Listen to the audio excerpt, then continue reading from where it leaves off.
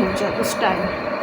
پھر سجدہ، سب سے بڑی چیز، آپ کو ہیڈ ایکس ہیں جو بھی کچھ ہیں، آپ سجدے کو تھوڑا سا لمبا کریں۔ آپ دیکھیں کہ آپ کا ماتھا رکھنے سے، ناک رکھنے سے وہ پین آپ کی کتنی زیادہ آپ کو ریلیف ملتا ہے۔ اور اگر شدید پین ہے اور سر نہیں جھک پا رہا تو اس صورت میں آپ پھر سجدہ نہ کریں، آپ جو ہے پہلے میڈیسن لے لیں پھر آپ سجدہ کریں، تو زیادہ آپ کو اس میڈیسن کا بھی ایفیکٹ اللہ کے حکم سے ہوگا اور سجدہ بھی آپ سے ہو سکے گا۔ کیونکہ بعض پرابلم واقعی حقیقت میں اتنی سیویرٹی، جیسے گھٹنوں کی تکلیف ہے، کمر کا درد ہے، اور میگرین کا پرابلم ہے، اور پھر اس کے علاوہ ہیڈ ایکس ہیں مختلف ٹائپس کی، تو یہ بعض دفعہ آنکھوں میں شدید درد ہو رہا ہوتا ہے، تو اس صورت میں آپ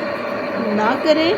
یہ میں صرف فٹنس کی حالت میں کہہ رہی ہوں، لیکن جب آپ تھوڑی سی ایفرٹ کر کے اگر آپ اپنی کم تکلیف پر قابو پا کے یہ کام کریں گے تو اللہ تعالیٰ آپ کی تکلیف کو آپ سے دور کر دے گا، یا آپ کی تکلیف کی شدت کم ضرور ہوگی۔ تو ٹرائی کریں اس طرح سے۔ بعض اوقات انسان جب بہت تکلیف کی حالت میں نماز ادا کر رہا ہوتا ہے تو اللہ تعالیٰ اس کی نماز سے بہت زیادہ خوش ہوتا ہے، اور اس کی قبولیت بھی اتنی بڑی ہوتی ہے اور درجہ بھی بہت بڑا ہوتا ہے، اور اللہ تعالیٰ کی رحمت بھی جوش میں آ سکتی ہے کہ آپ کو اسی وقت بھی آرام دیا جا سکتا ہے، اور آپ کی تکلیف کو کسی اور چیز میں بھی کنورٹ کیا جا سکتا ہے۔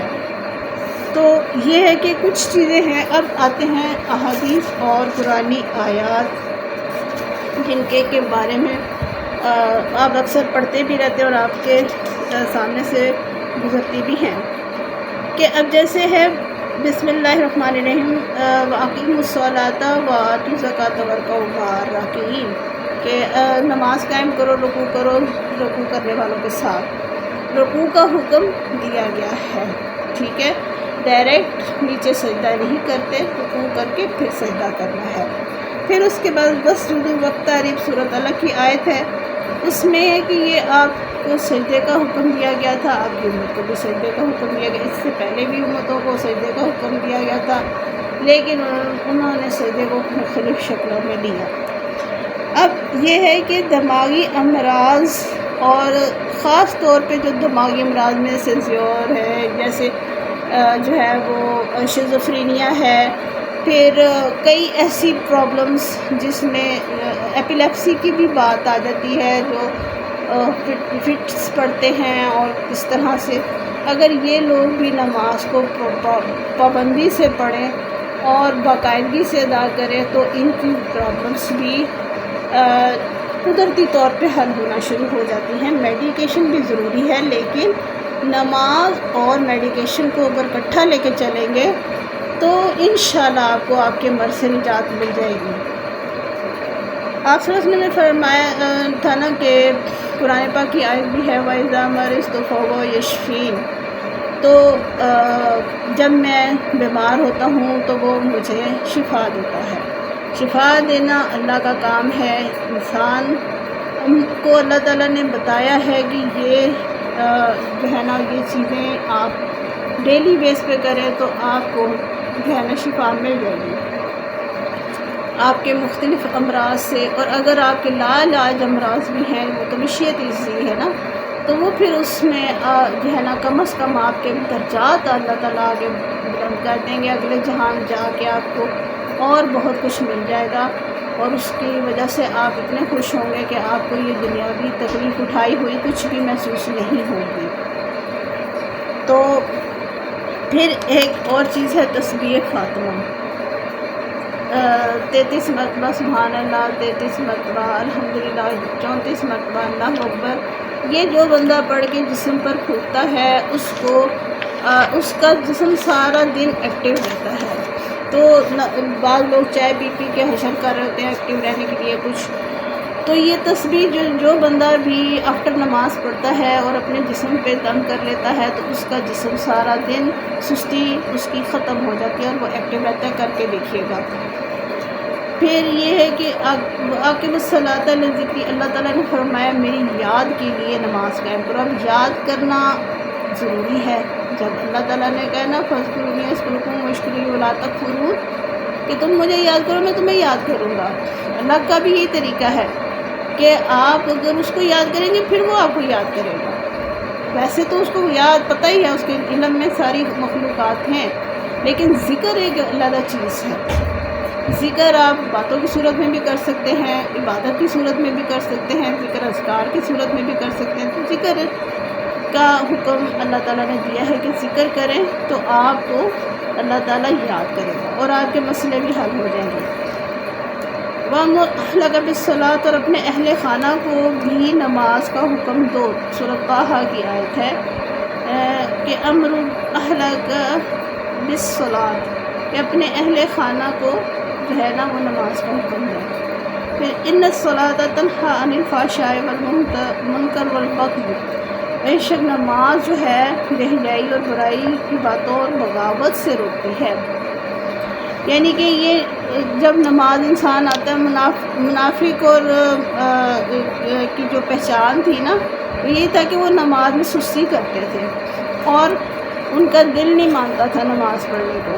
تو یہ چیز ہے کہ نماز انسان کو یہ بھی لٹمس اس کا ٹیسٹ ہو جاتا ہے کہ وہ آیا پکا مسلمان ہے بھی کہ نہیں.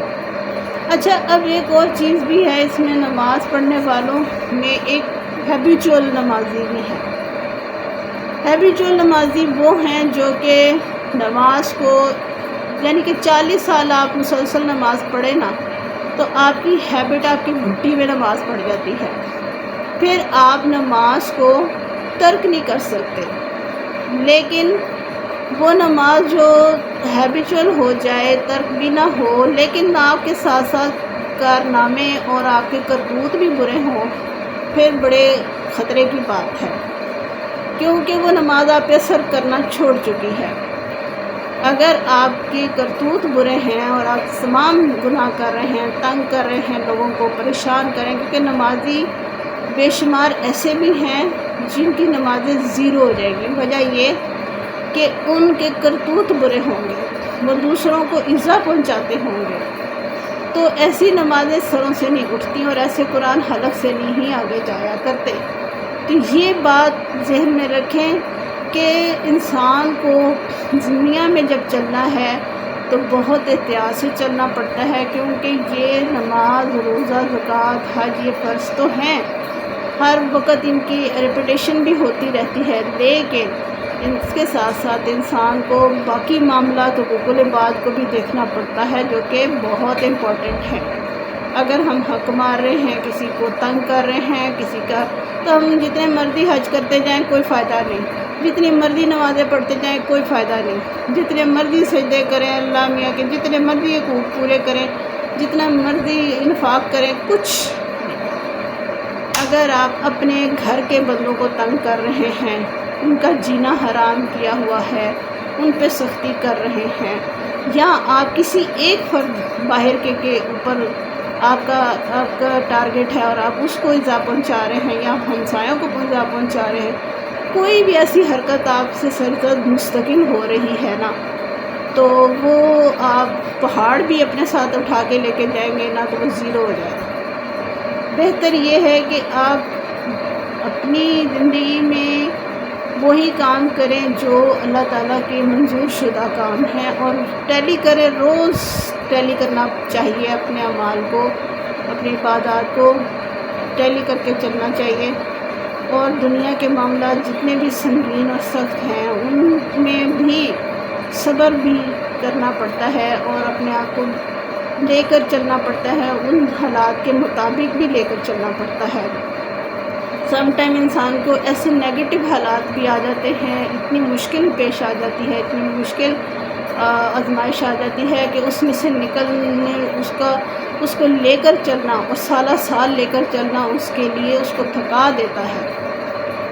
تو یہ چیزیں انسان نے کرنی ہیں اور یہی چیزیں اس کی آگے ریٹرن ہونی ہیں اور یہی اس کو لے کے جنت کے درجوں تک جانی ہے، پہلی بات۔ دوسری چیز یہ کہ یہ تھکا دینے والی تکلیفیں اور تھکا دینے والا سفر دنیا کے ساتھ ختم ہو جائے گا، لیکن آخرت کی تھکاوٹ نہ لیں۔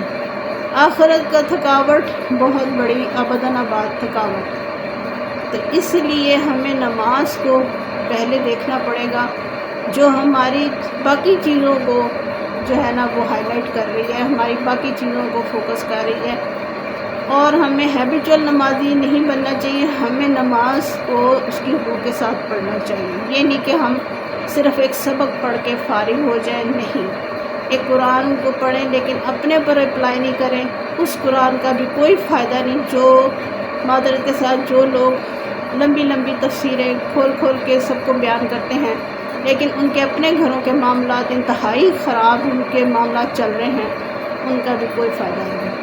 اگر آپ اپنے گھر کے لوگوں کو اچھا ٹائم نہیں دے رہے ہیں اور ارد گرد کے لوگوں کے ساتھ آپ کے معاملات ٹھیک نہیں ہیں، تو وہ نمازیں، وہ تفسیریں، وہ قرآن، وہ سارا کچھ کسی کام کا نہیں ہے۔